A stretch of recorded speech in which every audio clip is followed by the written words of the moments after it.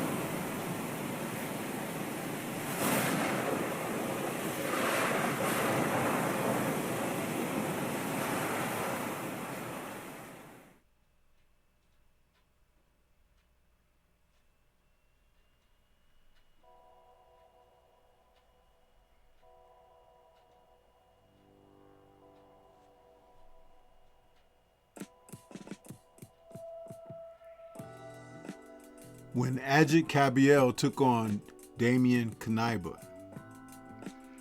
there were a lot of people that dismissed this fight because the unfamiliarity of both subjects, both parties.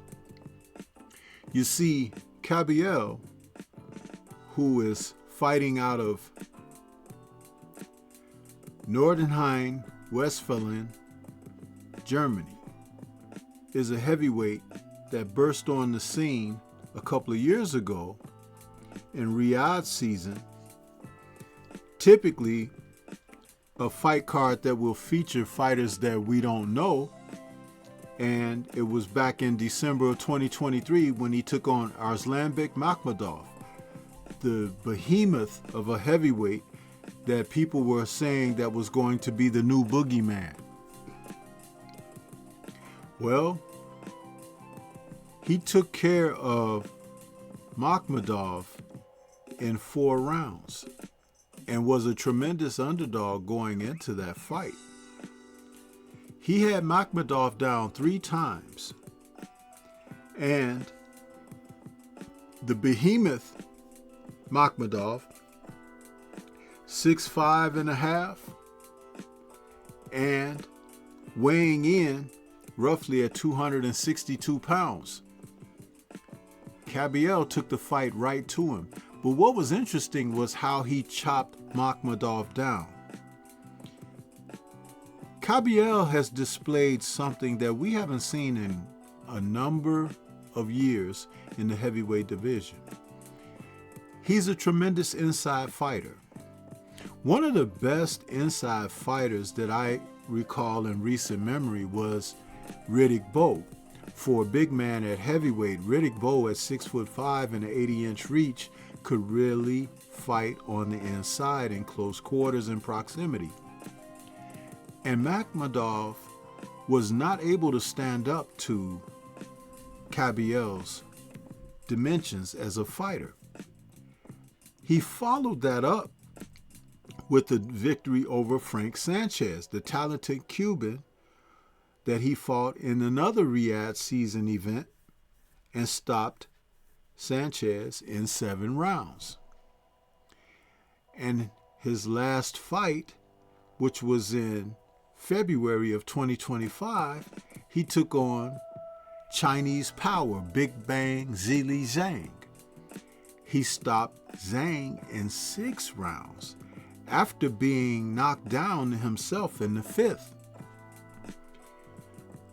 I was convinced at that point that the heavyweight division should be put on notice regarding Ajit Kabayel. So when it was announced that he would be taking on the younger Polish hussar, Damian Knyba, who was entering this bout with 17 wins, no losses, 11 KOs, standing 6'7" with an 86-inch reach, and a fighter who could box, a lot better mobility than Tyson Fury, and better boxing ability than Tyson Fury. He's living in New Jersey but fighting out of Poland. 29 years of age. Many people don't know this fighter, but I have been watching him, and I have been watching how he's been moving. So this was a great opportunity because they felt that he would have the skills and ability to take on a fighter like Kabayel. But boy, was that a gross miscalculation, because Kabayel, who entered the fight with a bit of a distraction, because as they fought, the arena, which they call it the Rudolf Weber Arena in Oberhausen, Germany, was rocking. I mean, that place was rocking like it once did when the Klitschko brothers fought out of Germany. And Kabayel was sucking it in, as he should, because that type of support for the Kurd is like a reinforcement and gives more confidence. I'm not sure if the crowd bothered Knyba, because Knyba came out in that first round and he boxed. He was landing his shots on Kabayel, who was definitely fighting at a slower step pace and was catching too many shots early, I was thinking. But though I had considered how he would win, as long as things changed in the second round, which they did, I felt that Kabayel would eventually get to Knyba, and he did do exactly that. By the second round, after being told by his trainer in the corner, get your head back in the fight, focus up, go out there and do what we trained and prepared to do as a part of our game plan. And that's exactly what Kabayel did. As he entered that second round, he began to cut the ring off on Knyba, who is a lot more mobile than Tyson Fury, but has almost the same exact type of dimensions that Fury presents in the ring. He's a better straight puncher and has better snap on his punches than Tyson Fury. Fury kind of slaps with his shots a lot, but not Knyba. Knyba turns those punches over. And it's a good thing that Kabayel can take a shot, because as he got hit with some clean blows, he did make the adjustments, and by the end of the second round, he had begun to close the quarters between the two, and he began to work the body. The first solid body shot was a left hook to the liver that you could visibly see that Knyba didn't like that at all. And seeing that they were in a small ring, it was going to become a problem if Knyba couldn't get him with a solid shot to put him in peril.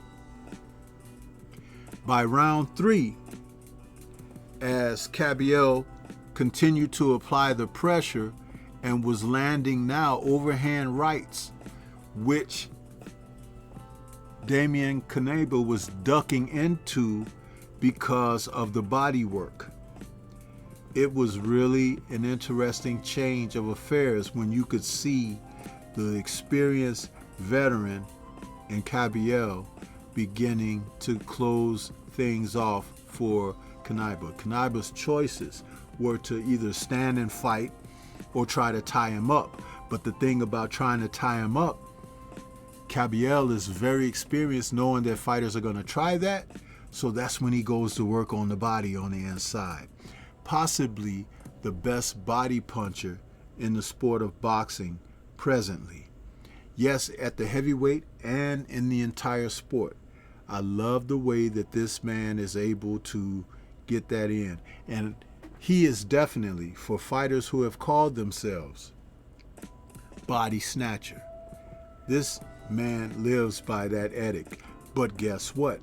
He has more than that. He has above average power, and his punches are well placed and accurate.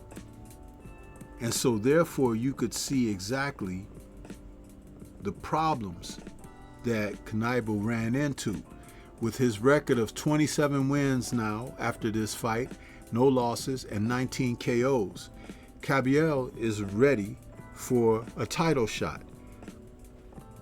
I'm touting him as presently the best heavyweight in the heavyweight division. That's including the title holders, and that's including those in the top 10. I consider him right up under Usyk only because he doesn't have a world title. But the moment that he faces Usyk, Usyk loses.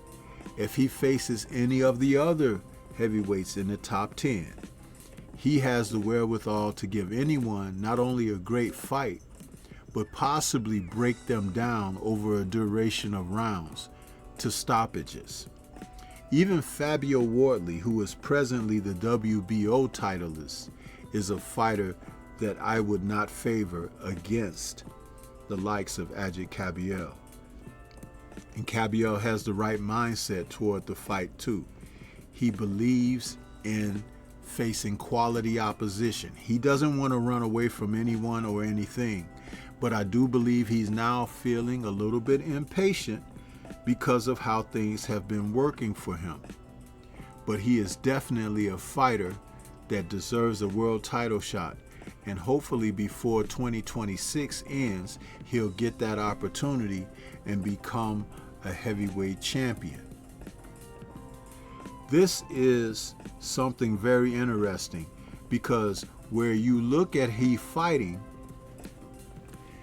there are other fighters in the division that could take him on, and he can fight right out of Germany and make big time dollars and events there, with the likes of fighters like Filip Hrgovic or even Lawrence Okolie, who's now in the heavyweight division.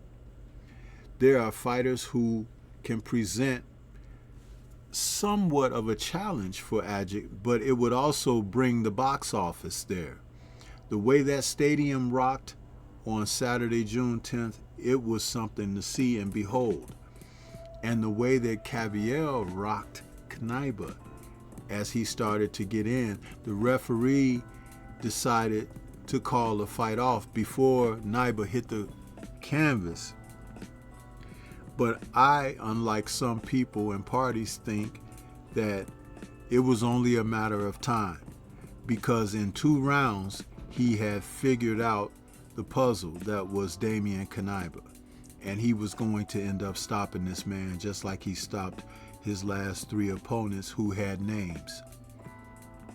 So as I look ahead to what may be in store for the likes of Kabayel, I look toward he getting a title shot possibly in 2026 and winning it, and being able to defend in Germany will grant him the opportunity to not only be a superstar fighting out of that region, but it will also bring a different type of excitement to the heavyweight division, because he's a fighter that will apply the pressure and go in to stop people.